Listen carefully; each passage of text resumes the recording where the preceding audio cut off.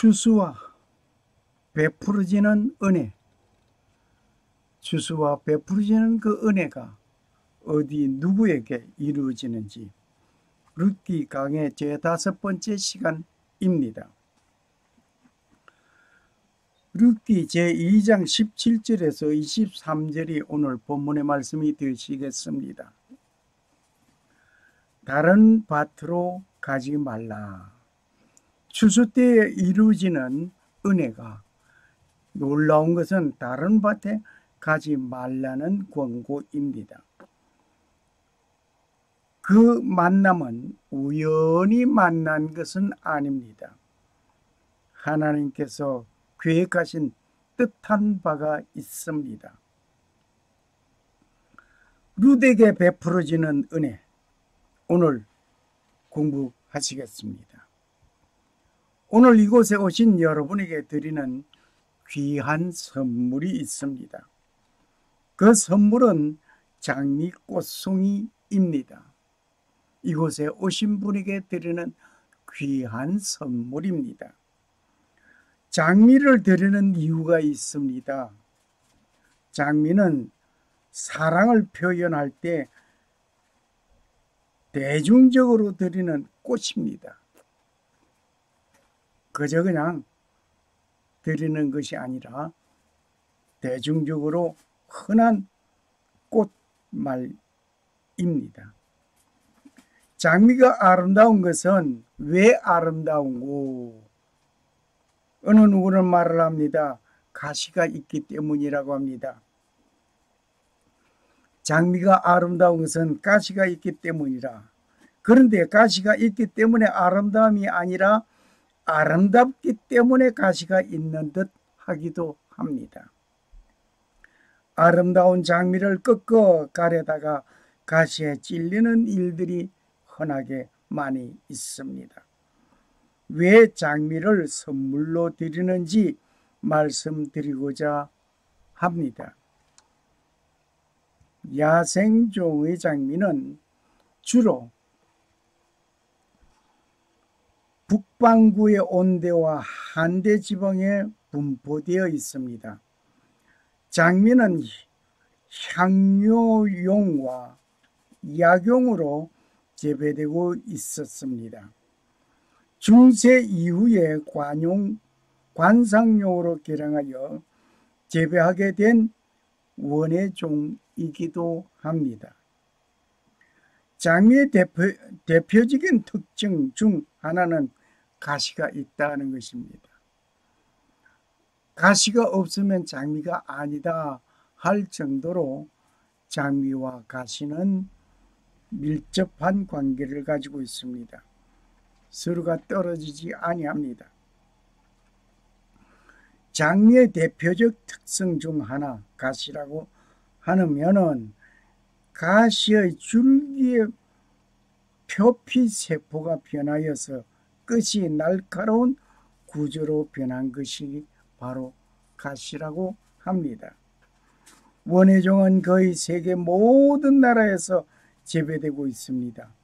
한국에서는 19세기 후반 미국, 유럽으로부터 서양 장미가 들어와 다채로운 원예종의 장미를 재배하고 관상할 수 있게 된 것입니다. 이 장미에 관한 역사적인 이야기는 영국의 장미 전쟁을 들지 않을 수가 없습니다. 1455년에서부터 1485년 30년 동안 이 장미 전쟁의 이름은 왕위를 다투던 요크 가문과 랭크스트 가문 사이에 제각기 흰 장미와 붉은 장미를 달고 30년 동안 전쟁을 계속하였던 것을 우리는 역사적인 문헌 속에서 잘 알고 있습니다. 결국 양가가 흰 장미와 붉은 장미를 섞은 통일 문장을 만들면서 이 분쟁이 해결되었다는 유래가 있습니다. 별난 것 가지고 싸움을 30년 동안이나 했다 하니 장미는 참 유명한 꽃 중에 하나인 것 같습니다. 로마인들은 장미를 재배해서 로사 켈리카라라고 이름을 불렀습니다. 신랑 신부들은 장미관을 쓰기도 했습니다. 로마의 귀족 여자들은 장미꽃을 찜질약으로 사용하면 주름을 없애준다고 믿었습니다. 장미 용액이 취기를 없애줄 것이라는 생각에 포도주를 마실 때 잔에 띄우기도 하였다고 합니다. 전쟁에 승리한 군대는 거리의 발코니에 모인 군중들로부터 장미꽃 잎 세례를 받기도 하였습니다. 또 장미는 영원한 생명과 부활을 나타낸다고 생각해서 장례식에 사용되기도 하고 묘지에 재배되기도 했습니다. 이 장미의 천장부터 늘어진 장미 아래에서 주고 받는 이야기는 절대적으로 비밀을 지켜야 한다는 관습이 오늘날까지 전해오고 있습니다. 네로 황제는 축하연 때에는 장미로 목을 장식하고 장미관을 썼습니다. 장미 꽃잎으로 채운 벽에서 자고 있는 것이 그려져 있습니다. 네로는 마루에도 장미를 뿌려놓고 생활하였다고 합니다. 분수에는 장미 향수가 품어 나오도록 하였고 네로 연회에 쓰이는 술에는 장미 향이 들어 있었습니다. 축하연에는 손님들이 장미 향을 섞어 놓는 풀장에서 마음 놓고 수영을 할 수 있도록 하였습니다. 네로는 이렇게 하룻밤 사이에 15만 달러 상당의 장미를 소비했다는 기록이 있습니다. 한국의 역사 속에서는 장미를 찾아보겠습니다. 삼국사기, 고려사, 조선 왕족실록 등에서 언급되어져 있습니다. 이를 보아 한국에 처음 장미가 등장한 것은 삼국시대로 추정되고 있습니다. 장미 끝꽂이를 줄기를 10cm 정도로 잘라서 끝꽂이 상토에 꽂아서 발근시키는 방법입니다. 시기는 6월 중순, 8월 상순이 적기입니다. 아마 지금 장미의 끝꽂이 시기가 조금 지나는 것 같습니다. 오늘은 8월 15일이기 때문에 그렇게 생각합니다. 그러나 6월 중순에서 8월 상순이 적기라고 하지만 그래도 뭐 어떤 분은 1년 내내 장미 끝꽂이를 하는 분이 있습니다. 겨울에는 온실에서 하기도 합니다. 1년생 가지가 적당합니다. 뭐 1년생 1년 된 가지 정도가 끝꽂이에 적당하고 삽수는 1년생 가지가 적당할 뿐만 아니라 삽수의 줄기는 우상 복열 5개 소엽 2개를 남기고 7 내지 8cm 정도로 자르게 합니다. 그렇게 하여 유합 조직이 잘 형성되고 잘 발달될 수 있고 삽수의 길이는 2 내지 3의 상토에 묻고 즉 3분의 2는 상토에 묻고 3분의 1 정도는 표면에 나오도록 하는 것입니다. 끝꽂이 상태는 습도가 유지되어야 합니다. 5 내지 8주간 정도 플라스틱 필름 주머니를 덮어 습도를 유지해 주면 더욱 효과적인 것입니다. 뿐만 아니라 상토 삽목에는 그늘이 요구됩니다. 끝꽂이가 성공하면 상토 안에는 발근이 되고 눈에는 새싹이 나오게 되고 뿌리가 충분히 발근되면 유기물이 풍부한 묘목장으로 옮겨서 영양 생장할 수 있도록 해줍니다. 아니 갑자기 왜 장미 선물을 하더니 이렇게 거창하게 삽목하는 얘기까지 하는지, 그만큼 장미가 우리에게 주는 것이 놀라웠고 너무 풍성하고 또 귀한 장미 선물이기 때문에 말씀을 드렸습니다. 특히 놀라운 것은 장미는 종교적 의미가 있습니다. 장미는 영적으로 모든 종교와 연결되어 있다고 할 수 있습니다. 중세 유럽에서는 기독교를 상징하는 꽃으로 중요시하였는데 장미가 기독교의 상징이 된 것은 원종의 장미가 홉 다시 잎 꽃잎으로 5개의 잎이 있기 때문입니다. 이것은 잎 5 꽃잎이 기독교의 성스러운 오라는 신성과 연결지어져 있기 때문이라고 합니다. 즉 예수 그리스도가 십자가에 못 박혔을 때 5곳의 상처가 있기 때문이라 하여서 5라는 숫자를 성스러운 5로서 신성시하였기 때문입니다. 머리, 왼팔, 오른팔, 양다리, 이렇게 보면 옆구리 상처는 어디로 갔습니까? 여하튼 장미는 그리스도의 피에서 유래된 은총, 자선과 순교를 의미하고 있습니다.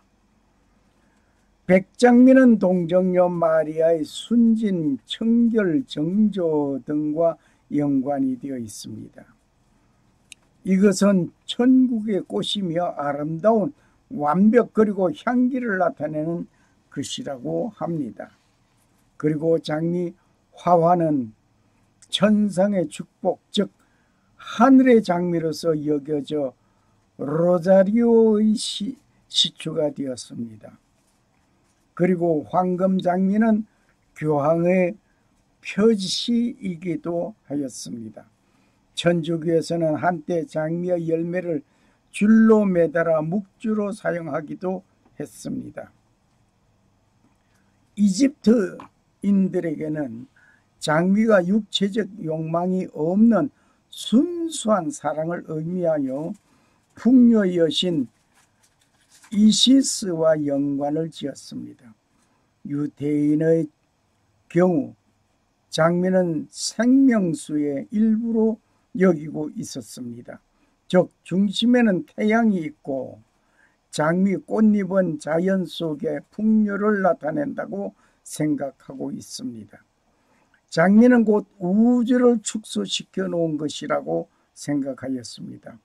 이슬람교에서는 장미가 예언자의 피를 상징하는 것이라고 말하고 있습니다. 장미 십자 회원들에게 장미는 성령의 장미로 불려지고 있습니다. 오늘 룻기 제 강의 5번째 본문은 룻기 2장 17절에서 23절입니다. 은혜는 누구에게 베풀어지는가? 장미 선물을 드리면서 거창하게 흘려왔습니다마는 오늘 본문에 보면 은혜는 누구에게 베풀어지는가? 은혜는 누구에게 베풀어지는가를 조명해 보면서 룻기를 통하여 예수 그리스도, 예수님과 성도의 관계를 조명하면서 성령의 역사를 보시기를 원합니다. 그리고 진정한 효가 무엇인가를 배우기를 원합니다. 하나님의 은혜가 선행의 조건에 의하여 베풀어지는 것은 아닙니다. 그러나 때때로 이러한 자에게 내려주심을 우리는 봅니다. 다시 말을 하면 하나님의 은혜가 선행의 조건은 결코 아닙니다. 선한 일을 했다고 하나님의 은혜가 베풀어지는 것은 아닙니다. 그렇지만은 때때로 선행을 하는 자에게 베풀어지기도 합니다. 룻이 밭에서 저녁까지 줍고 그 준 것을 떠니 보리가 한 에바쯤 된지라. 룻기 2장 17절 말씀입니다.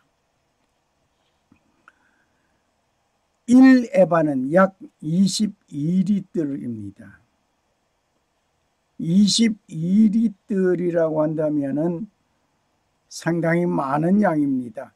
이삭을 죽고 그 이삭을 죽은 것을 떨어서 보니 22리터 정도라고 한다면 굉장히 열심하였습니다.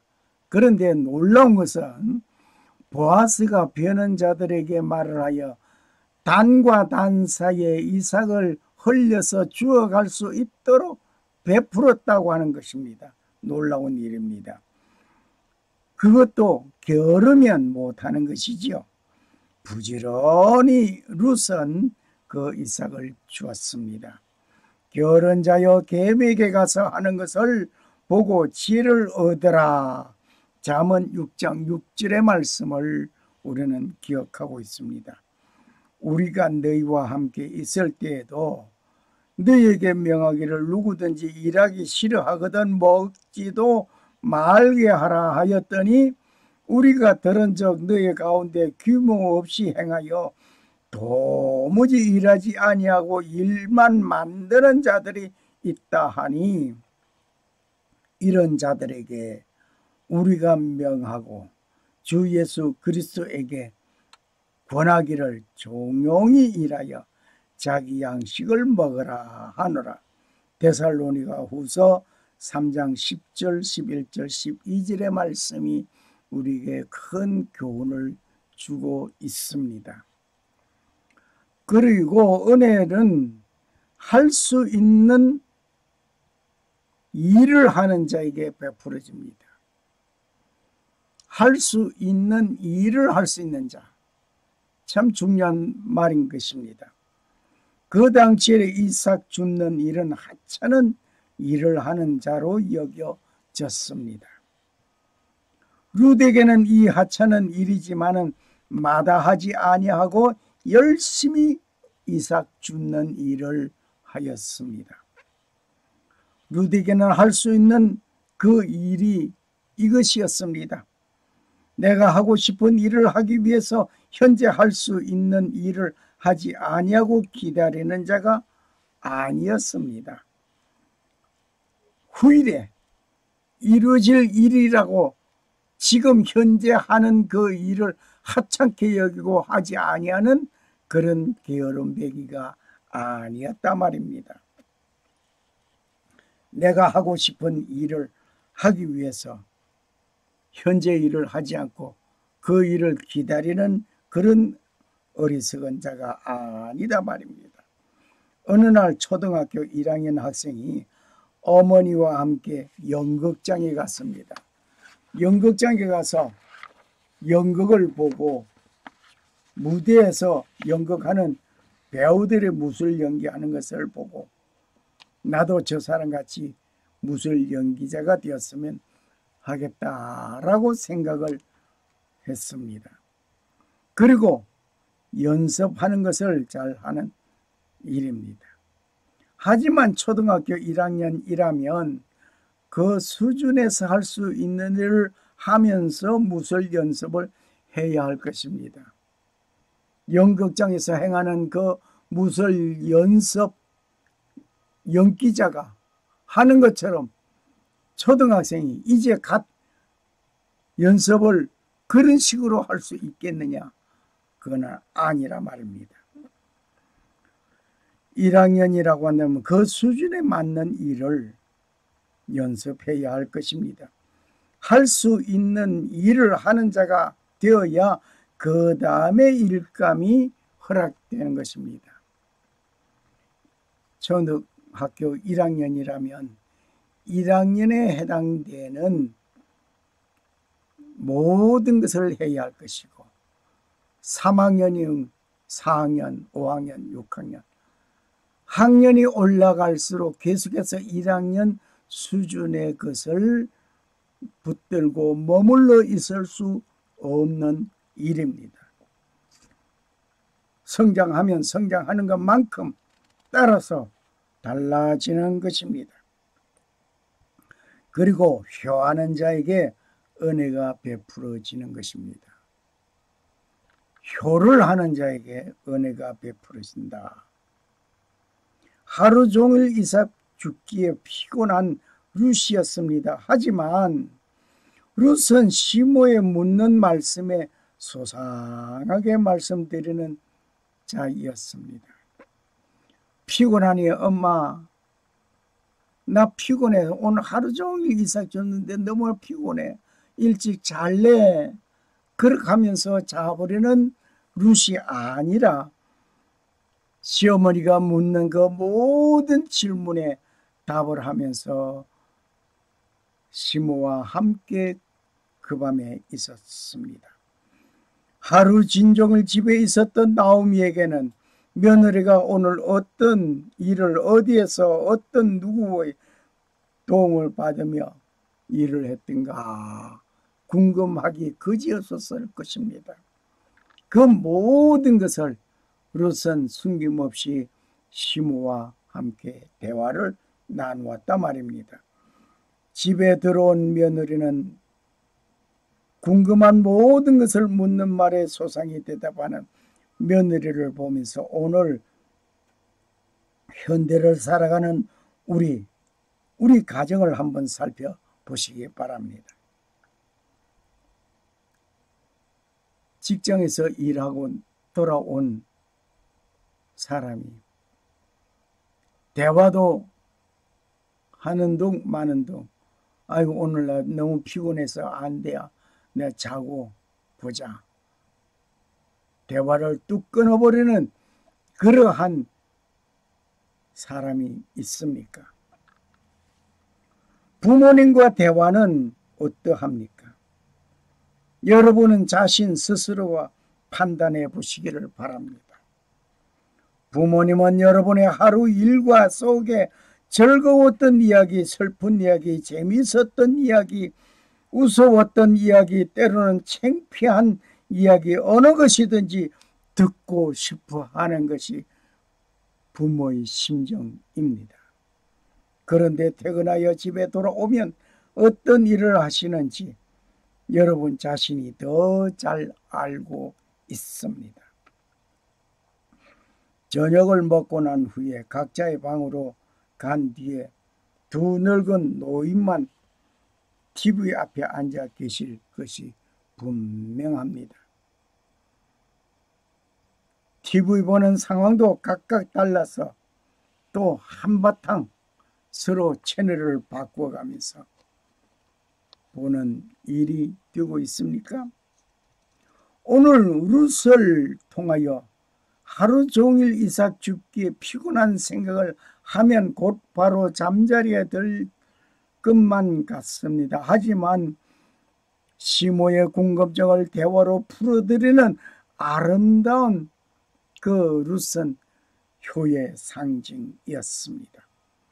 오늘 효가 사라져가는 현실을 직시해 보면서 대화가 단절되는 현실을 직시해 보면서 아이들은 게임에 열중하고 젊은 이들은 직장인은 직장 업무에 퇴근한 집 후에 집까지 연장되고 나이 많으신 분들은 그 외로움을 연속극에 눈을 붙이고 있는 현실을 한번 직시해 보시기 바랍니다.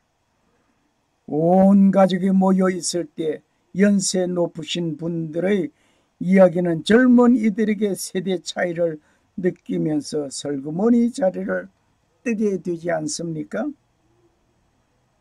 룻이 대화로 모든 궁금증을 풀어드리는 효의 모습을 우리는 배워야 할 것 같습니다.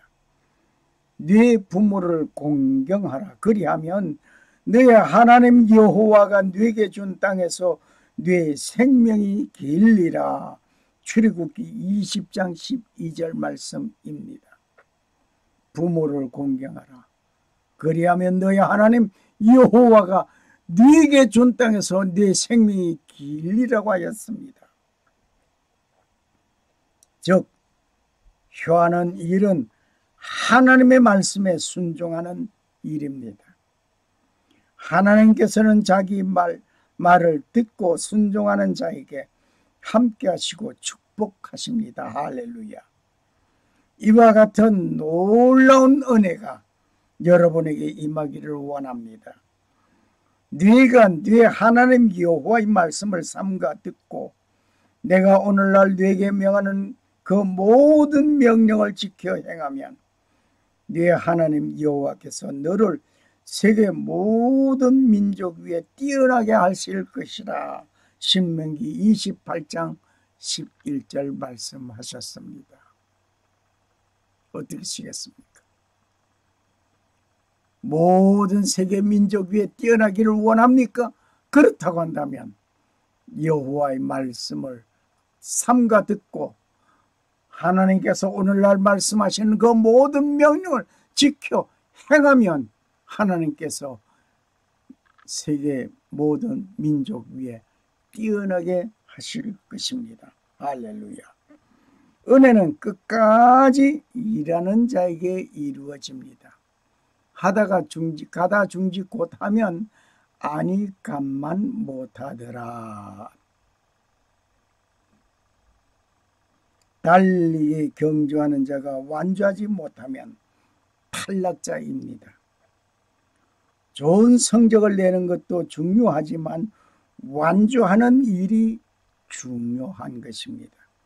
아무리 처음 스타트에서 달리기에 제1등으로 잘 스타트에 잘 달려갔습니다. 중간까지도 잘 달려갔습니다. 그런데 그 잘 달려오는 것을 보고 응원합니다. 축하합니다. 이름을 부릅니다. 박수칩니다. 그럴 때에 나를 향해서 이렇게 환영해 주니 고맙다고 중간에 가다 악수하는 사람 선수 봤습니까? 없습니다. 담례하는 사람 봤습니까? 없습니다. 그저 달려갈 길을 최선을 다해서 달려갑니다.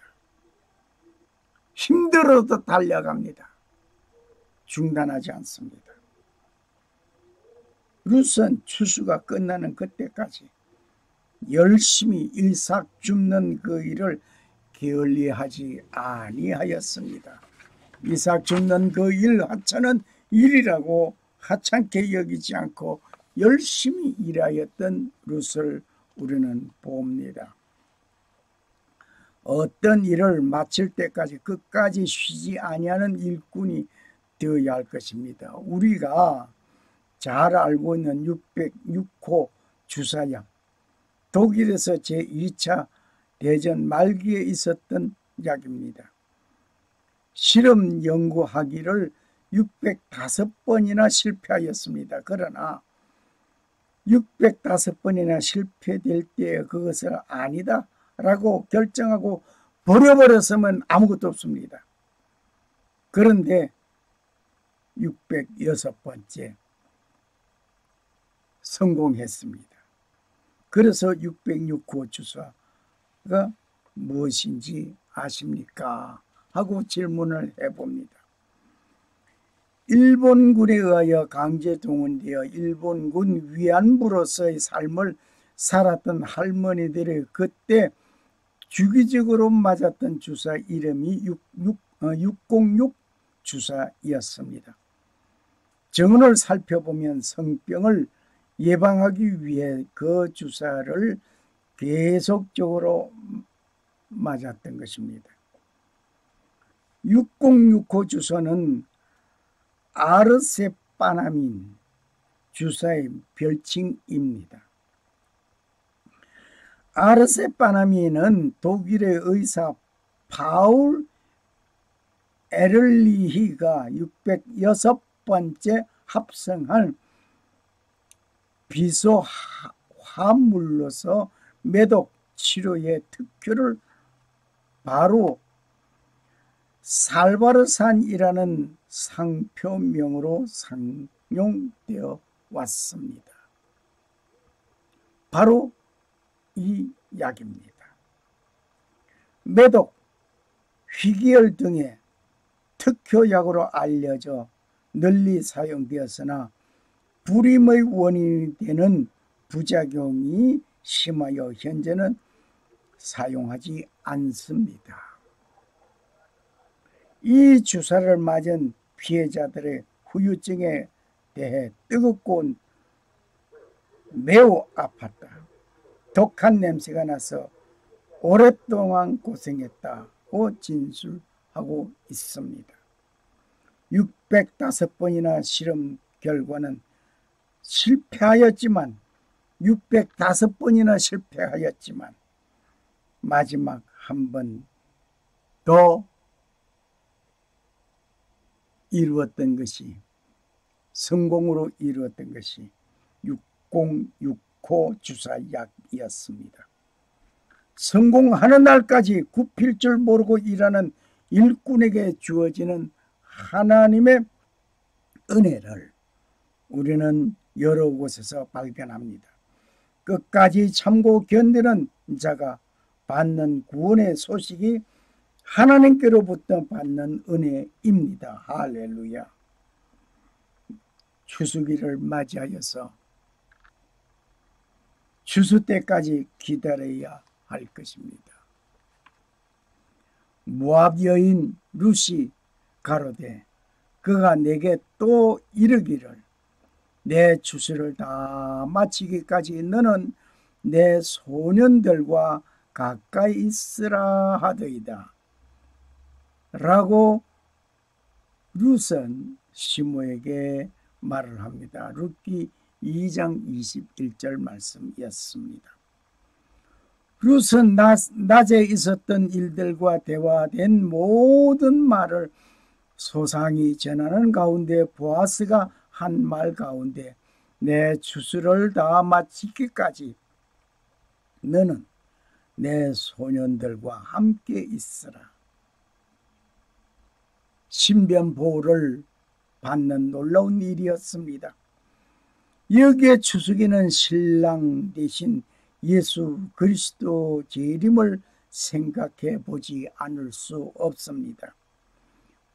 밭은 세상이요 좋은 씨는 천국의 아들들이요 가라지는 악한 자의 아들이요 가라지를 심은 원수는 마귀요 추수 때는 세상 끝이요 추수꾼은 천사들이니 마태복음 13장 38절 39절 말씀입니다. 초림으로 오신 예수 그리스도는 세상의 임금과 재판석에서 선고를 받고 죽임을 당하연 예수 그리스도입니다. 이 일은 구원을 선포하기 위하여 오셨던 것입니다. 그러나 재림의 주님은 초림과는 완전히 다른 것입니다. 재림의 주는 심판주로 오시는 것입니다. 타작마당에서 알곡과 죽정이를 고르고 알곡은 곡간으로 죽정이는 꺼지지 않는 불에 태우시게 될 것입니다. 손에 키를 들고 자기의 타작마당을 정하게 하사 알곡은 모아 곡간에 들이고 죽정이는 꺼지지 아니하는 불에 태우시리라.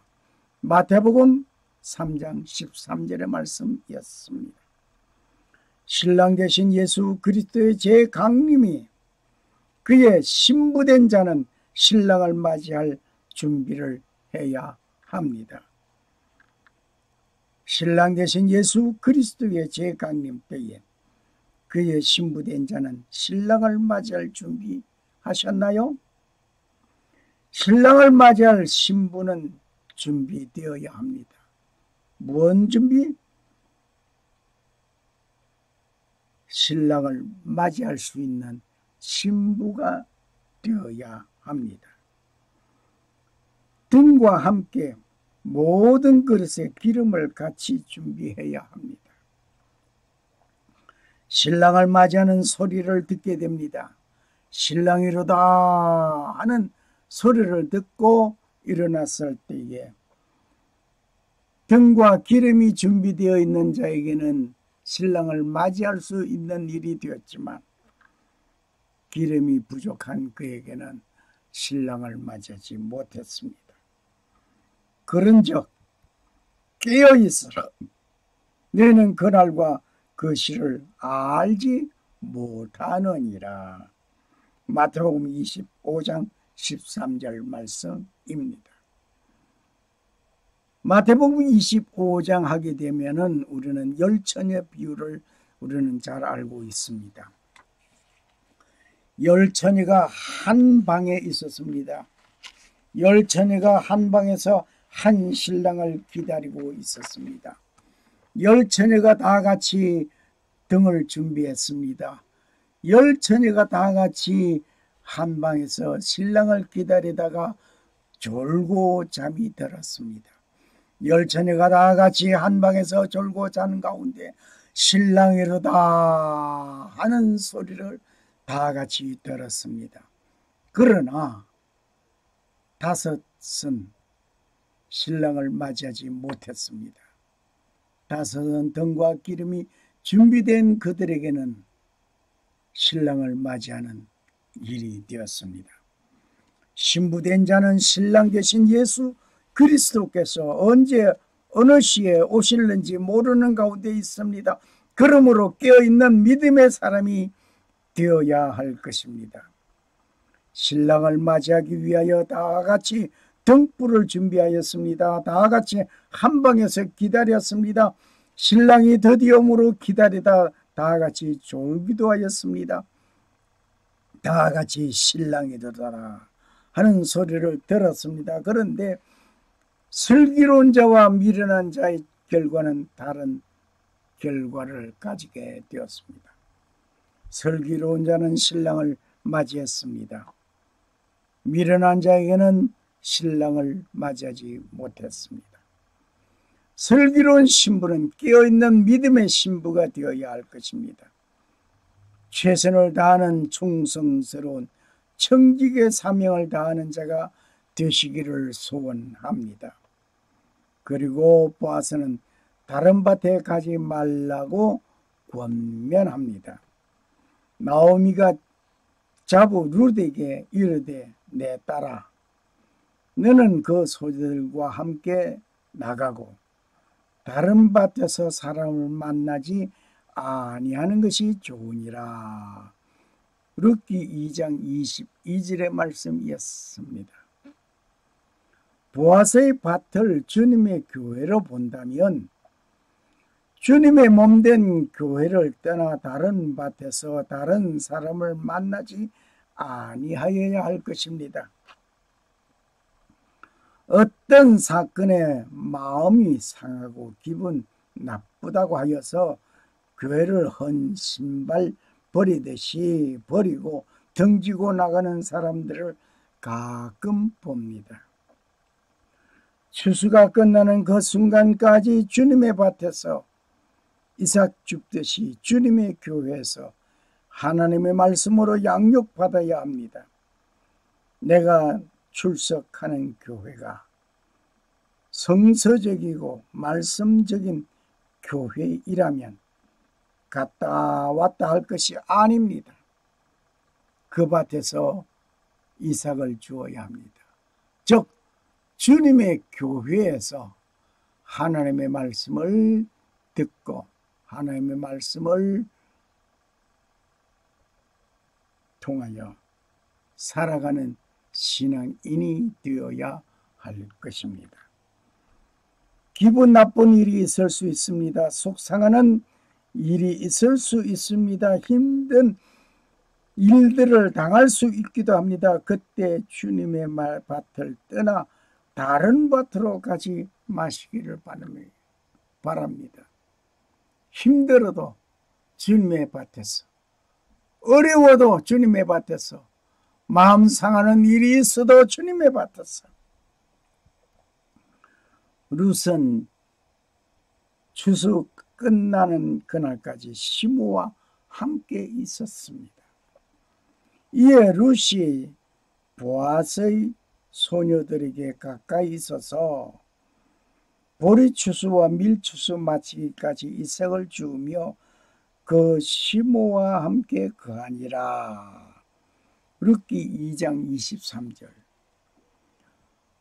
룻의 시므 나오미는 성령으로 비유하여 보게 됩니다. 신랑 되신 예수 그리스도가 재림의 주로 재강림하시는 그날까지 성령 충만함이 계속 유지되어야 할 것이라 말입니다. 룻은 시므와 함께 모압에서 베들레헴으로 왔습니다.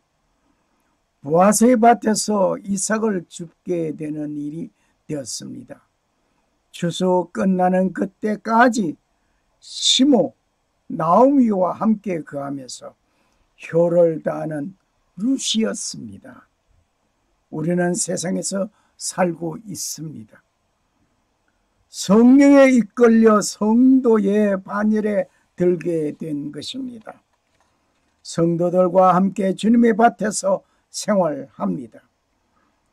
주님의 밭을 떠나지 않고 하나님의 말씀으로 은혜로운 생활을 재강림하시는 그때까지 충성을 다하는 신부로서 단장을 하고 기다리는 자가 되어야 할 것입니다. 마지막 때를 살아가는 성령 충만한 성령의 도움과 인도함을 받아야 하겠습니다. 하나님의 은혜가 임하시기를 소원합니다.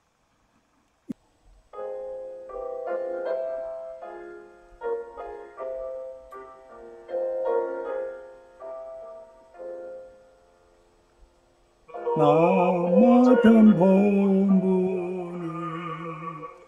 구주를 높이고 무정을 구하도록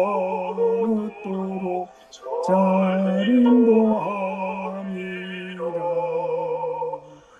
부르심 받들어 내 형제 섬기며 구주의 뜻을 따라서 내 정성 다하리. 주 앞에 모든 일 자랭케 하시고 이후에 주님 배울 때 상 받게 하소서. 나 항상 깨어서 늘 기도드리며 내 미련 변치 않도록 날 도와주소서.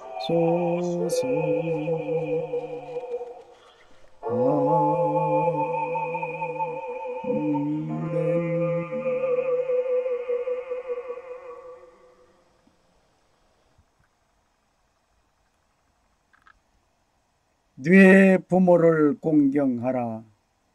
그리하면 너의 하나님 나 여호와가 네게 준 땅에서 네 생명이 길리라. 출애굽기 20장 12절 말씀입니다. 룻에게는 효성이 전부이었습니다. 그는 그가 베푸는 효성이 받은 엄청난 은혜가 넘치고 있었습니다. 샬롬. 살아 역사하시는 주 하나님은 창조하시고 평강을 주시는 하나님 아버지의 축복이 오늘 루시 베푸는 효성으로 받은 은혜가 여러분에게 임하시기를 소원합니다. 할렐루야. 감사합니다.